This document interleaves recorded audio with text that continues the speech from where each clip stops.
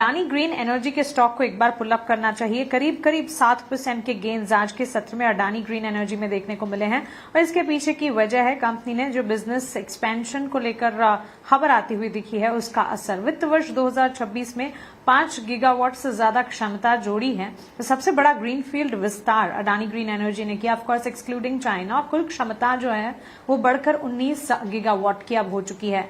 स्वाति जी, एक टेक आपसे जानना चाहूंगी। अच्छी खासी मजबूती पर यह स्टॉक इस वक्त कामकाज करता हुआ 7-7.5% की गेन्स, यहां से फर्दर अपसाइड दिखती है। जिनके पास ऑलरेडी पोजीशन है उनके लिए राय? डेफिनेटली करंट लेवल्स पे काफी स्ट्रॉन्ग फॉर्मेशन है। अगर हम लार्ज डिग्री पे भी देखें मंथली चार्ट्स पे, तो एक डब्ल्यू पैटर्न शेप में वो फॉर्मेशन बना रहा है। नीचे में काफी अच्छे स्ट्रॉन्ग सपोर्ट्स बिल्डअप हुआ है। हाल ही में उसने पॉजिटिव डाइवर्जेंस ऑब्जर्व किए हैं हम लोग ने डेली चार्ट्स में। ये जो पुल बैक रैली हम देख रहे हैं ऑलमोस्ट 850 या 840 के लेवल से, ये कंटिन्यूड होते हुए मुझे नजर आ रही है। At least 970 will be the initial targets, जो प्रीवियस क्लस्टर रेजिस्टेंस होने, तो वो एक बार टच करने जा सकता है।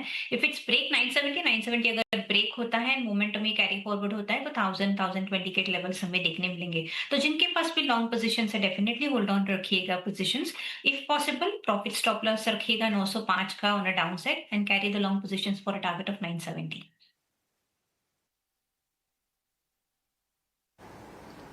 एब्सोल्युटली। तो चलिए, ये एक टेक अडानी ग्रीन पर हमें मिलता हुआ। इस बीच बाजार दिन के उच्चतम स्तर पर फिलहाल कामकाज करता हुआ। सेंसेक्स में करीब 600 अंकों की बढ़त है। निफ्टी में भी मजबूती का एक्शन ऑलमोस्ट 200 पॉइंट्स की गेंस के साथ, और बैंक निफ्टी में भी अच्छी खासी बढ़त 850 अंकों की तेजी पर फिलहाल कामकाज देखने को मिला है। अच्छी मजबूती के बीच आज वैसे बाजार में जब फर्स्ट हाफ में हम वॉलिटिलिटी देख रहे थे, तब भी आईटी सेक्टर में अंशुल जी अच्छी मूव थे, मजबूती थी, और लगातार 3 सेशन से हम देख रहे हैं आईटी सेक्टर में एक मजबूती देखने को मिली है। अब यहां से आगे जब नतीजों का सीजन शुरू होगा तो सबसे पहले IT sector he focus radar पर आएगा। आईटी मेजर्स के साथ नतीजों के सीजन की शुरुआत होती दिखेगी। कैसे देख रहे हैं आईटी स्पेस को, क्योंकि काफी चैलेंजिंग टाइम से गुजरा है ये सेक्टर? सीएनएक्स आईटी से लास्ट वीक से हम बुलिश हैं। हमने बाई कॉल भी दिया था सीएनएक्स आईटी पे वाया आईटी ईटीएफ।